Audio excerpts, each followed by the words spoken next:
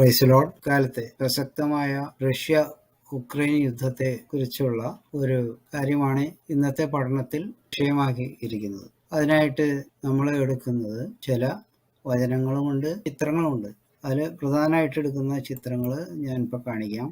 ഒന്നാമത്തത് മാപ്പാണ്. ഈ മാപ്പ് റഷ്യ, ഇവിടെ ഉക്രൈൻ, പിന്നെ ഇത് ചൈന, തൈവാൻ, ടിബറ്റ്. ഈ 2-3 രാജ്യങ്ങളെ കുറിച്ച് ബൈബിൾ എന്താണ് പറഞ്ഞിരിക്കുന്നത് എന്നുള്ളതിനെ പറ്റിയാണ് ഇപ്പോൾ പറയാൻ പോകുന്നത്. 3 ലോകങ്ങൾ, അതായത് വെള്ളക്കാരുടെ ലോകം, റഷ്യ ചൈന ആൾക്കാരുടെ ലോകം, പിന്നെ തേർഡ് വേൾഡ് ആയിട്ടുള്ള ഈ കറുത്ത ലോകം. പിന്നെ അടുത്തത് ദേശീയ മൃഗങ്ങളുടെ ചിത്രങ്ങൾ എന്താണെന്നുള്ളതൊക്കെയാണ് ഇവിടെ കാണിച്ചിരിക്കുന്നത്. പിന്നെ ബൈബിളിൽ പറഞ്ഞിരിക്കുന്ന അതിനോട് കമ്പയറബിൾ ആയിട്ടുള്ള ദാനിയേലിന്റെ പുസ്തകത്തിൽ പറഞ്ഞിരിക്കുന്നതായിട്ടുള്ള ചില ജീവികളുടെ രൂപങ്ങൾ, ഇതൊക്കെയാണ് ഇതിൽ ഇപ്പോൾ ഡിസ്കസ് ചെയ്യാൻ പോകുന്നത്.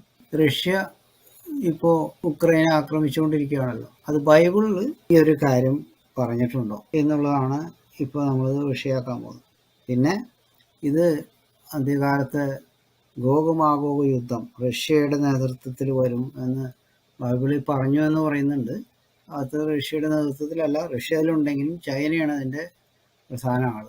കിഴക്ക് നിന്നുള്ള രാജാക്കന്മാർ എന്ന് പറയുന്നത് ചൈന, കൊറിയ, ഇന്ത്യ തുടങ്ങിയുള്ള രാജ്യങ്ങളാണ് ഈ കിഴക്ക് നിന്നുള്ള രാജ്യങ്ങൾ എന്ന് പറയുന്നത്. അതുമാത്രമല്ല, കിഴക്ക് നിന്നുള്ള മുസ്ലിം രാജ്യങ്ങൾ. ഇവിടെ ഈ ചിത്രത്തിൽ ഇസ്രായേലായിട്ട് കാണിക്കുന്നത് ഇതാണ്. കിഴക്കുള്ള രാജ്യങ്ങൾ എന്ന് പറയുമ്പോൾ അതൊക്കെ വരുന്നത് ഇറാൻ വരുന്നുണ്ട്, കസക്കിസ്ഥാൻ വരുന്നുണ്ട്, അഫ്ഗാനിസ്ഥാൻ, ടർക്കമാനിസ്ഥാൻ, പിന്നെ ചൈനയാണ് പ്രധാനമായിട്ട് വരുന്നത്. കൊറിയയൊക്കെ അതിൽ വരും. ഈ രാജ്യങ്ങൾ ഇസ്രായേലിനെതിരെ ഗോഗ് യുദ്ധത്തിന് വരുമെന്ന് എസെക്കിയേൽ പ്രവാചകന്റെ പുസ്തകത്തിൽ എഴുതിയിട്ടുണ്ട്. ആ യുദ്ധമാണോ ഇത്, അതോ ഇത് വേറെ യുദ്ധമാണോ എന്നുള്ളതാണ് ഇപ്പോൾ നമ്മളതിൽ നോക്കാൻ പോകുന്നത്. അതിനാദ്യമായിട്ട് നമ്മൾ എടുക്കുന്ന ചിത്രം എന്ന് പറയുന്നത് ഇതിൽ പറഞ്ഞിരിക്കുന്ന ഈ ചിത്രം തന്നെയാണ്. ദാനിയേലിന്റെ പുസ്തകം 7-ാം അധ്യായത്തിൽ ചില ജീവികളെ ദാനിയേൽ കാണുന്നതായിട്ട് പറയുന്നുണ്ട്. അതിൽ ആദ്യത്തെ ജീവി എന്ന് പറയുന്നത് ചിറകുള്ളൊരു സിംഹമാണ്. രണ്ടാമത്തെ ജീവി 3 വാരിയിൽ കടിച്ചുപെട്ടുള്ള ഒരു കരടി. മൂന്നാമത്തെ മൃഗം എന്ന് പറയുന്നത് 4 തലയും 4 ചിറകുള്ള ഒരു പുള്ളിപ്പുലി. ഇതാണ് അതിൽ പറഞ്ഞിരിക്കുന്നത് ആദ്യത്തെ 3 ജീവികൾ എന്ന് പറയുന്നത്. ആ ജീവികളിൽ ഈ കരടി എന്ന് പറയുന്നത് റഷ്യയുടെയും ചൈനയുടെയും ദേശീയ മൃഗമാണ്. ഇവിടെ കാണിച്ചിരിക്കുന്ന പോലെ ഇത് റഷ്യയുടെ കരടി തന്നെയാണ്, ചൈനയുടെയും അത് തന്നെയാണ്. ഇത് ജയന്റ് പാണ്ട എന്ന് പറഞ്ഞൊരു ജീവി. അവരുടെ നിറം ചുമന്നിരിക്കുന്നതാണ്, ഈ കുട്ടികളെ കാണിച്ചിരിക്കുന്ന പോലെ. അപ്പോൾ ഈ കരടി 3 വാരിയിൽ കടിച്ചു പിടിച്ചു എന്ന് പറയുന്നത് 3 രാജ്യങ്ങളാണ്. കാരണം ഓരോ മൃഗങ്ങളെയും അതിൻ്റെ രീതികളൊക്കെ കാണിക്കുന്ന ഓരോ രാജ്യങ്ങളാണ്. 2-ാം ലോകമാകുന്ന റഷ്യയും ചൈനയുമാണ് ഈ കാണിച്ചിരിക്കുന്നത്. ആ ചിത്രത്തിൽ നമ്മൾ നോക്കിക്കഴിഞ്ഞാൽ 2-ാം ലോകം എന്താണ്? റഷ്യയും ചൈനയുമാണ് 2-ാം ലോകം. ഈ ചുമന്ന കൊടിയും ചുമന്ന ആൾക്കാരും. ഇതിലിപ്പോൾ നമ്മൾ ഈ റഷ്യയുടെ ആക്രമണത്തിൻ്റെ കാര്യമാണ് നമ്മൾ പറഞ്ഞത്. ഈ റഷ്യ ഉക്രൈനെ ആക്രമിച്ചുകൊണ്ടിരിക്കുകയാണ്. അപ്പോൾ അതിൽ പറഞ്ഞ കരടി 3 രാജ്യങ്ങളെ കീഴടക്കും. കരടി എന്ന് പറയുമ്പോൾ റഷ്യ മാത്രമല്ല, ചൈനയും അതിൽപ്പെടും. ഇത്രയും വലിയ ഭാഗത്തിന്റെ മൊത്തത്തിലുള്ളതാണ് ആ കരടിയെ കാണിച്ചിരിക്കുന്നത്. ആ കരടി 3 രാജ്യങ്ങളെ കീഴ്പ്പെടുത്തി ഏതാണ്ട് ഇല്ലാണ്ടാക്കുന്ന രീതിയിൽ വരും. ഇപ്പം അവിടെ കെട്ടിടങ്ങൾ മുഴുവൻ തകർത്തുകൊണ്ടിരിക്കുകയാണ്. അപ്പോൾ അത് ഏതാണ്ട് അസ്ഥികോലമായേ ഇരിക്കുന്നത്. അതുപോലെ തന്നെ ഈ ചൈന നെക്സ്റ്റ് ആക്രമിക്കാൻ പോകുന്നത് ഇവിടെ നമ്മൾ കാണിച്ചിരിക്കുന്ന രാജ്യം ഏതാണ്? തൈവാൻ. അതായത് ചൈനീസ് തായ്പേ എന്ന് പറയുന്ന സ്ഥലമാണ്. അത് പണ്ട് ചൈനയുടെ ഭാഗമായിരുന്നു എന്ന് പറയുന്നുണ്ട്. അപ്പോൾ അതും പറഞ്ഞുകൊണ്ട് സ്വാതന്ത്ര്യം കിട്ടിക്കഴിഞ്ഞതിന് ശേഷം എത്രയോ വർഷങ്ങൾ കഴിഞ്ഞപ്പോൾ പിന്നെയും തലവിടാൻ ചെല്ലണം. അത് തന്നെയാണ് ഇവിടെയും സംഭവിച്ചിരിക്കുന്നത്. റഷ്യയുടെ വെസ്റ്റിൽ കിടക്കുന്നതായിട്ടുള്ള ഉക്രൈനെയും അത് തന്നെയാണ് അവർ ചെയ്യുന്നത്. ഇത് ഒന്ന്. ഇത് ചൈന തായ്പേയ് എന്ന് പറയുന്ന ഈ തൈവാനെ ആക്രമിക്കുന്ന 2. ഇന്റർനാഷണൽ നിയമങ്ങൾ വെച്ചിട്ട് യുക്രൈനെ ആക്രമിക്കാൻ പാടില്ല, ഈ തൈവാനെ ആക്രമിക്കാൻ പാടില്ല. പക്ഷേ ബൈബിൾ പറയുന്നത് അവരെ നാമാവശേഷമാക്കി തീർക്കും എന്നാണ്. ഒറിജിനലിന്റെ ഒരു നിഴലാണ് ഈ ചിത്രം കാണിക്കുന്നത്. അപ്പോൾ അത് നമുക്ക് മനസ്സിലാക്കിയെടുക്കാം. അപ്പോൾ അതിൽ നിന്ന് ഈ 3 രാജ്യങ്ങളിൽ ഒരെണ്ണം ഇപ്പോൾ ഈ ഉക്രൈനാണെന്ന് നമുക്ക് മനസ്സിലായല്ലോ.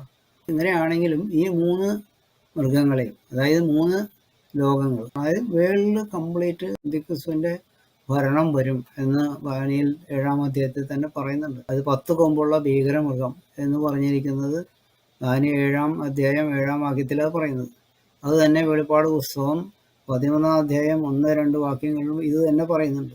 അത് നമുക്കൊന്ന് നോക്കാം. 7-ാം അധ്യായം 7-ാം വാക്യം: രാത്രി ദർശനത്തിൽ ഞാൻ പിന്നെയും ഘോരവും ഭയങ്കരവും അതിബലവുമുള്ള 4-മതൊരു മൃഗത്തെ കണ്ടു. അതിന് വലിയ ഇരുമ്പ് പല്ലുണ്ടായിരുന്നു. അത് തിന്നുകയും തകർക്കുകയും ചെയ്തിട്ട് ശേഷമുള്ളതിനെ കാൽ കൊണ്ട് ചവിട്ടിക്കളഞ്ഞു. മുമ്പേ കണ്ട സകല മൃഗങ്ങളിലും വെച്ച് ഇത് വ്യത്യാസമുള്ളതായിരുന്നു. അതിന് 10 കൊമ്പുണ്ടായിരുന്നു. ഇത് അന്ത്യക്രിസ്തുവാണ്. ഇത് തന്നെ നമുക്ക് വെളിപ്പാട് പുസ്തകത്തിൽ നോക്കാം. 10 കൊമ്പുള്ള മൃഗം അവിടെയുണ്ട്. അപ്പോൾ 10 കൊമ്പും 7 തലയും, കൊമ്പുകളിൽ 10 രാജമുടിയും, തലയിൽ ദൂഷണ നാമങ്ങളും ഉള്ളൊരു മൃഗം സമുദ്രത്തിൽ നിന്ന് കയറുന്നത് ഞാൻ കണ്ടു. ഞാൻ കണ്ട മൃഗം പുള്ളിപ്പുലിക്ക് സദൃശം. അതിന്റെ കാൽ കരയുടെ കാൽപോലെയും വായ് സിംഹത്തിന്റെ വായ്പോലെയുമായിരുന്നു. അതിന് മഹാസർപ്പത്തിന്റെ ശക്തിയും സിംഹാസനവും വലിയ അധികാരവും കൊടുത്തു. അത് നമ്മൾ ഈ ചിത്രത്തിൽ കണ്ടത് തന്നെ. കരടിയുടെ കാല്, പുള്ളിപ്പുലിയുടെ ശരീരം, സിംഹത്തിന്റെ തല.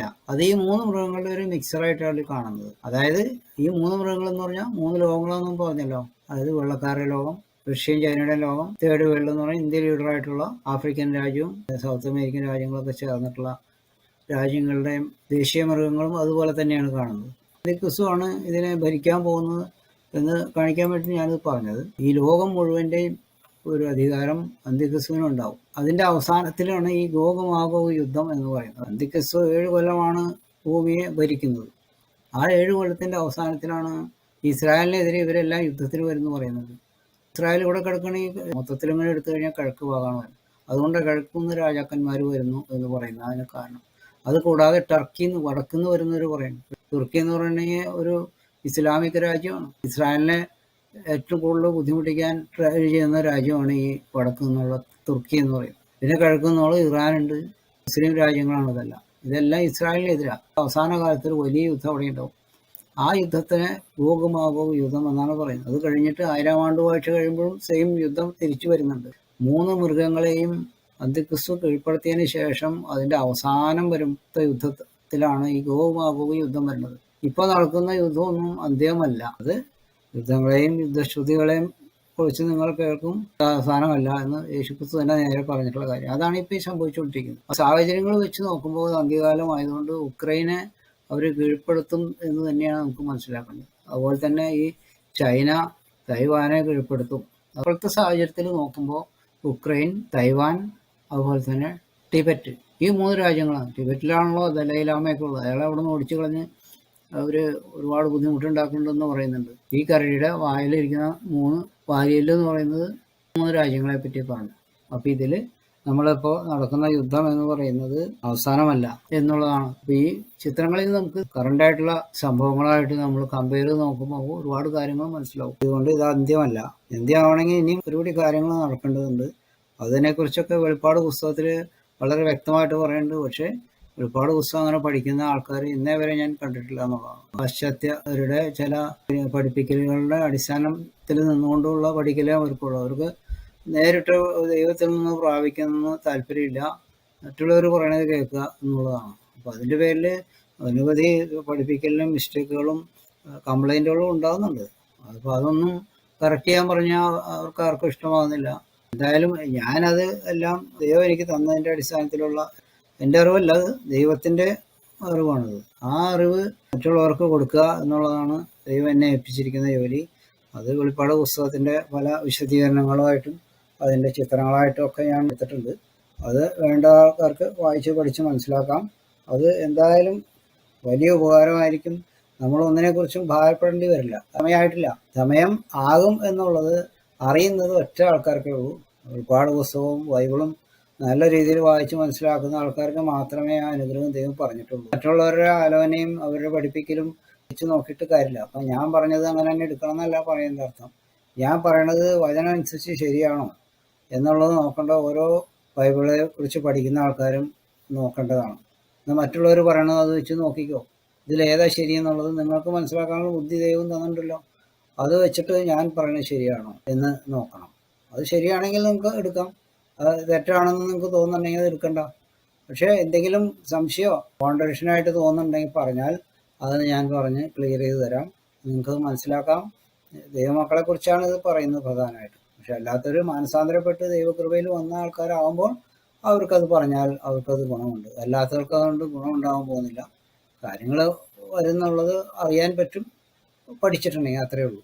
മാനസാന്തരപ്പെട്ട് ദൈവകൃപയിൽ വന്നവർക്ക് മാത്രമേ ദൈവത്തിൻ്റെ പ്രത്യേക രക്ഷ കിട്ടുകയുള്ളൂ.